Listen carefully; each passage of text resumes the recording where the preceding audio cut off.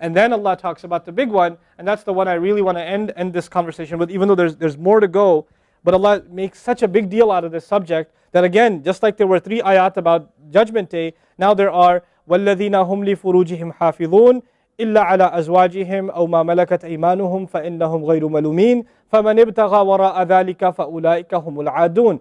3 ayat about the same subject again. The only other subject that got 3 ayat was what? In this list. What's the only other subject that got 3 ayat? Judgment Day. Judgment Day and punishment. This is the next subject that gets 3 ayat. And you know what the subject is? Shamelessness. People who guard their privates. We live in the ultimately shameless world today. The world in which streaming videos off of any website are available on your mobile device.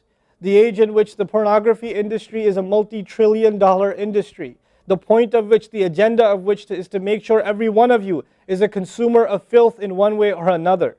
That every man, woman, and child is exposed to this stuff, and they're hoping you are, so you become addicted to it, so you become yet another consumer. This is the gift of pornography to society. It's creating people, turning people into animals and perverts. And some of you, unfortunately, have that addiction. And you're watching this stuff online. And you're watching it and saving it on your apps and your mobile devices. And you don't feel bad about it anymore. You've justified it to yourself. And you feel bad about it once in a while, but you go back to it. And as a result, you think, oh, well, at least I'm not hurting anybody. At least I'm not doing it to anybody else. I'm just watching this stuff. It's okay. But you know what's happening to you? Inside, your soul is being just gutted. You have no soul left inside of you. So your prayers are empty and you can't even shed a tear in your salat because your heart is so devoid of the fear of Allah because of the filth you've been watching all this time. It's turned you from a human being into an animal. So you can't even look. A woman passes by and you see a piece of flesh walking by. You don't see a human being walking by that deserves respect. You check everybody out and everything out. You're constantly gawking and staring. You have a hard time putting your eyes down. When you're on the subway, when you're on campus, when you're at work, you're walking down the street, you just can't help it. You see a billboard, you take a second look, you see a third look. You don't miss any opportunity to just to violate your soul with your eyes. You're addicted completely. And then you say, brother, how do I get khushu' and salat? What world are you living in? What world are you living in? Ayyuhal ikhwa, my brothers, specifically my brothers. And I know some sisters have this issue too. It's a sad reality. This is a war. This is a war. This is more dangerous than any military war. This is the war that's destroying our souls. It's making its way into our homes. It's making its way, if I want to protect my children from this stuff as much as possible. But when my child goes to school, and it doesn't matter if it's Islamic school, there's a very high statistical likelihood that someone, a friend, with their iPod, with their mobile device, will say, hey, look at this. It's a very realistic, a thing nowadays. It's not far-fetched. And so I have to prepare my children for the filthy world that they're going to be brought up in. And there's no escape from this stuff anymore. There isn't. It's everywhere. It is everywhere. You have Islamic lectures followed up by, those YouTube puts those follow-up clips, and something will be filthy. Something will have to be filthy. And I don't think that's by accident. I'm not much of a conspiracy theorist, but I don't think that stuff is an accident. And what happens to you guys is you watch a video, you see something filthy, you click it, you click something else, and you end up watching disgusting things. That's what happens to you. وَالَّذِينَ هُمْ لِفُرُوجِهِمْ حَافِظُونَ. Especially when it comes to their privates, they guard them. They guard their shame. Brother, what's the solution? Should I get married? Like the guy who asked the other day, how can I get married right now? No, guys, the solution is not marriage. Because if you're a pervert, then you're going to be a pervert after marriage too. If you have no shame now, you will have no shame after marriage. Honestly.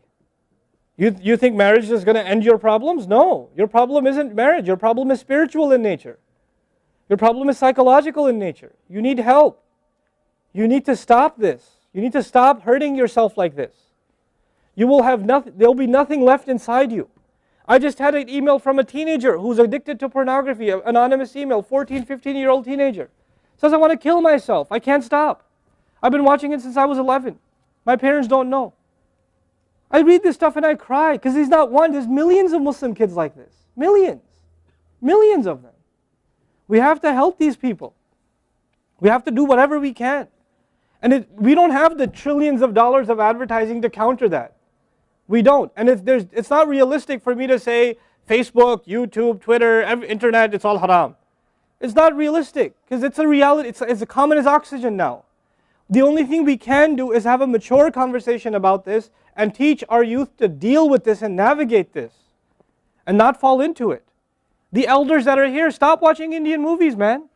Why are you sitting in a lecture talking about salat and the importance of salat and you don't guard your shame? Mother and daughter and husband and wife and sister sitting together watching whatever? God, come on. Stop. وَالَّذِينَ هُمْ لِفُرُوجِهِمْ حَافِظُونَ. They guard their privates. But guarding your privates doesn't mean you don't commit zina. It means everything that leads to the temptation. Everything that leads to it. They watch it. They guard it. They know it's under attack. They know that their shame is under attack. They realize that their weakness is their urges. Those urges that Allah put inside of us that are so strong. Allah put them there for a reason. He did.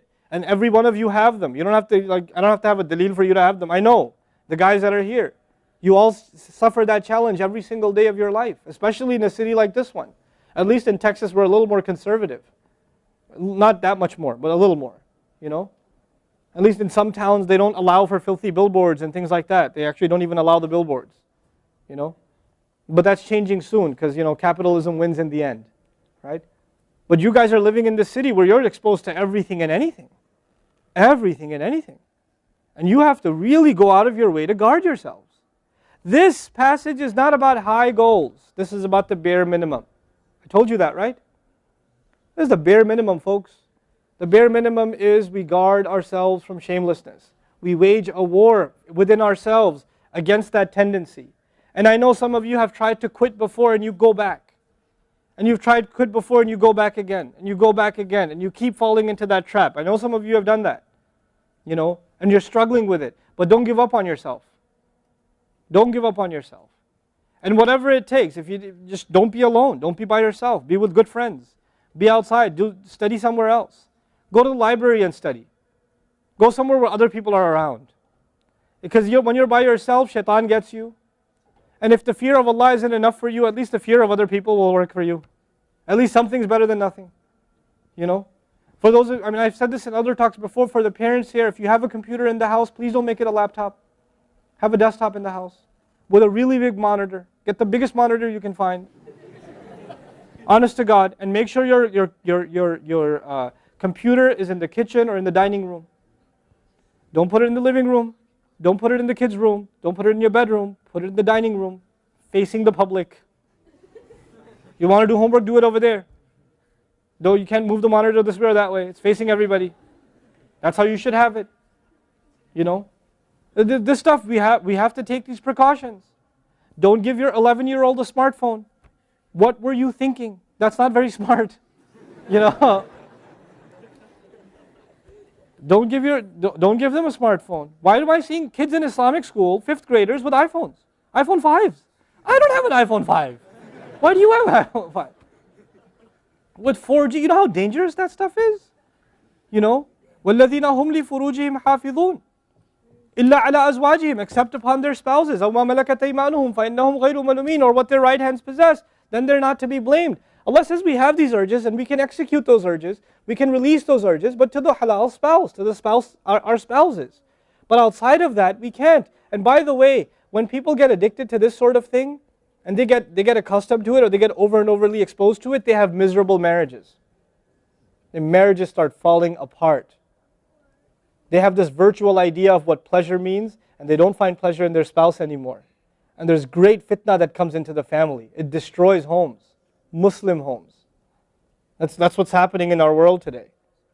Allah talks about the people who make salah, and He says, I'm describing the people who make salah because this is the mawsuf, al-musallin, then alladhina, all the alladhinas, all the asma' mawsula here are the wasf, the sifa of it, which means the people of salah are the people who protect their shame, are the people who fear judgment day, are the people who, they are constant in their prayers.